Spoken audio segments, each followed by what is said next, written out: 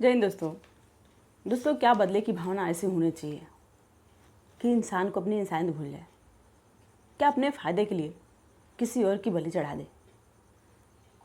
जी हाँ दोस्तों, आज की घटना कुछ ऐसे ही है और ये घटना है दिल्ली के इंदपुरी इलाके की, जहाँ एक 37 साल का आदमी है जिसका नाम जितेंद्र है। और वो जितेंद्र शादीशुदा है और उसका एक बच्चा भी है जिसका नाम बिट्टू है। और वो जितेंद्र को 2019 में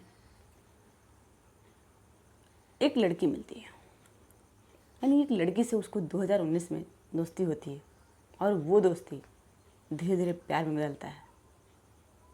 फिर प्यार इतना परवान चढ़ता है कि वो दोनों रिलेशन बना लेते हैं, यानी लिव इन रिलेशन में रहने लगते हैं। वो लिव इन रिलेशन में रहने के बाद जो लड़की थी जिसका नाम पूजा था, वो पूजा शादी का दबाव बनाने लगती है कि हम तुम्हारे साथ इतना दिन तक ऐसे कैसे रह सकते। अगर तुम मुझसे प्यार करते हो, मेरे साथ रिलेशन बनाते हो, तो फिर मुझसे शादी भी करो।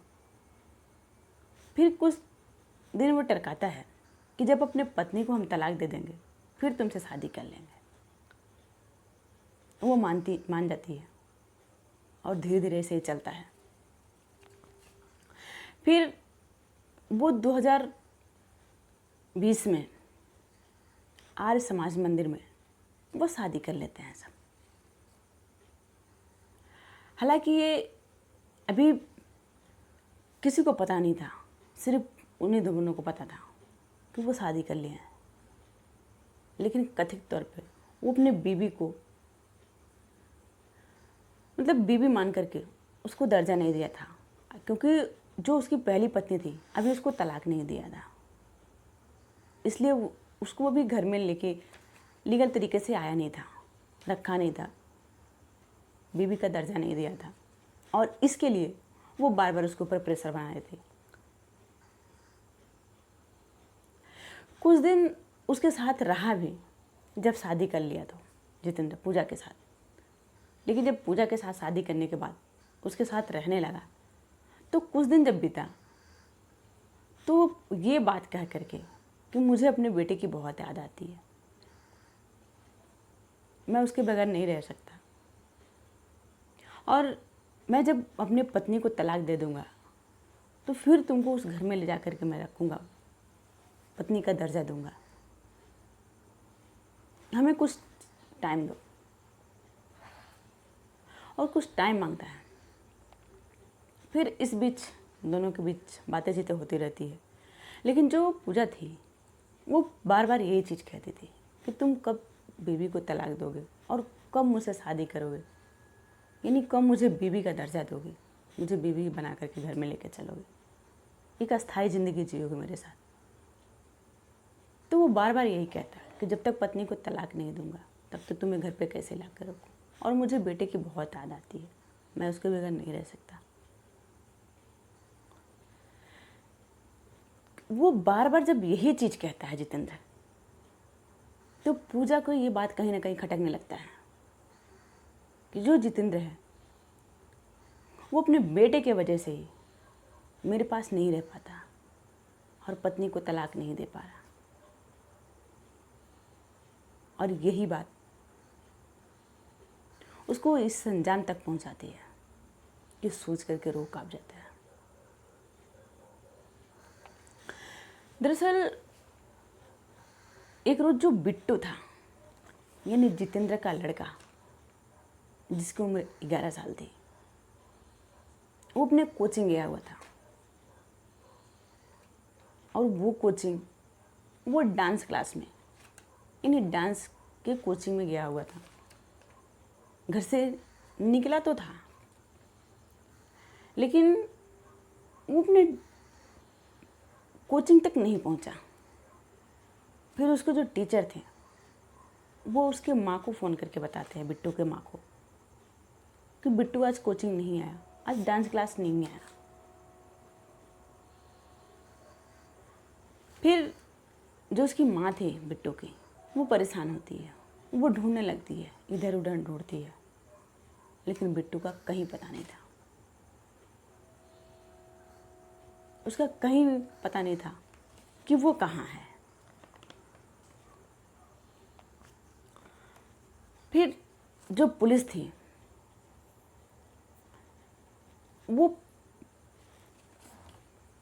उसकी माँ पुलिस में एफआईआर दर्ज कराती है और पुलिस ढूंढने लगती है उस बच्चे को। लेकिन जब बच्चे को ढूंढती है तो उसको 3 दिन तक, यानी पुलिस को 3 दिन तक कुछ भी सुराग नहीं मिलता, कुछ भी हाथ नहीं लगता, और ना ही वो बच्चा मिलता कि 3 दिन से वो बच्चा कहाँ है। पुलिस 3 दिन में लगभग 300 से ज़्यादा सीसीटीवी फुटेज देख चुकी थी, लेकिन उसमें कहीं सुराग नहीं मिला।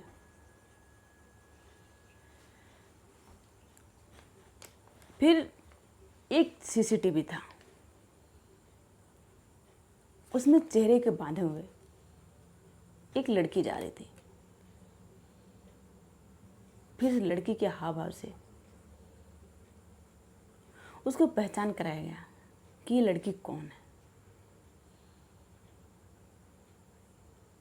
जब पहचान कराया गया, उसके माँ बाप को दिखाया गया, बिट्टू के माँ बाप को, तो जो उसका पिता था बिट्टू का, वो उसको ही शक जताया कि जो इसके हाव भाव है वो पूजा के जैसे मिलते हैं, यानी उसकी गर्लफ्रेंड है।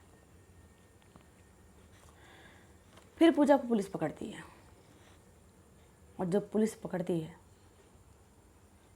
तो सख्ती से पूछताछ करती है, तो अपना सारा जुर्म कबूल कर लेती है। दरअसल वो बताती है कि जब बिट्टू घर से निकला था तो रास्ते में ही वो बिट्टू को बुला लेती है, पकड़ लेती है कुछ टाफी उफी देने के बहाने, और फिर उसको घर पे लेके आती है। तब तक घर पे उसके माँ बाप नहीं थे,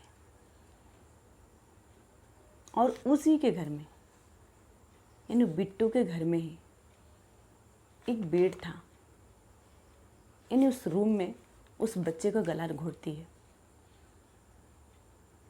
यानी उसको मौत की घाट उतारती है, गला दबा करके हत्या कर देती है। और हत्या करने के बाद उसका एक बेड था, उस बेड में ही उस बच्चे के लाश को डाल देती है, और ऊपर से कुछ कपड़े थे जिससे वो ढक देती है। फिर ऊपर से जो बेड था उसको ढक देती है, उसके ऊपर जो गद्दे वद्दे थे उसको लगा देती है। ये सारी बातें वो खुद कबूल करती है और वो खुद ही बताती है। जब ढक देती है उसके बाद वो इत्मीनान से अपने घर चली जाती है, और जब घर जाती है तो रास्ते में ही जो उसका बॉयफ्रेंड था, यानी बिट्टू का पिता जितेंद्र, उसको फ़ोन करती है और उससे बोलती है कि हमने सबसे प्यारी चीज़ जो तुम्हारी थी वो तुमसे छीन ली। वो प्यार के लहजे में ही बताती है कि जो तुम्हारी सबसे प्यारी चीज़ थी वो हमने छीन ली। अब तो तुम कहीं नहीं जाओगे मेरे सिवा, अब तो तुम मेरे पास ही रहोगे। लेकिन जो उसका पिता था, यानी जितेंद्र, बिट्टू का पिता, उसको जरा सा भी अंदेशा नहीं था कि वो उसकी सबसे प्यारी चीज़ छीन ली तो उसके बेटे को ही मौत के घाट उतार देगी।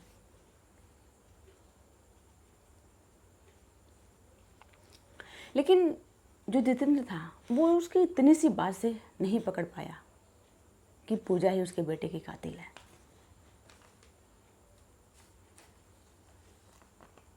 ये सारी बात वो खुद कबूल करती है, और जब पुलिस पकड़ती है, सच्चाई जानने लगती है, तो जो भी सुनता है उसके रोंगटे खड़े कर देती है ये कहानी। क्योंकि 11 साल का लड़का था, इतना भी नादान नहीं था, और उसको इस कदर इतनी आसानी से मार करके, उसका गला घोट करके, और उसके ही घर में उसके लाश को छुपा करके, और इतने इत्मीनान से घर से निकल गई।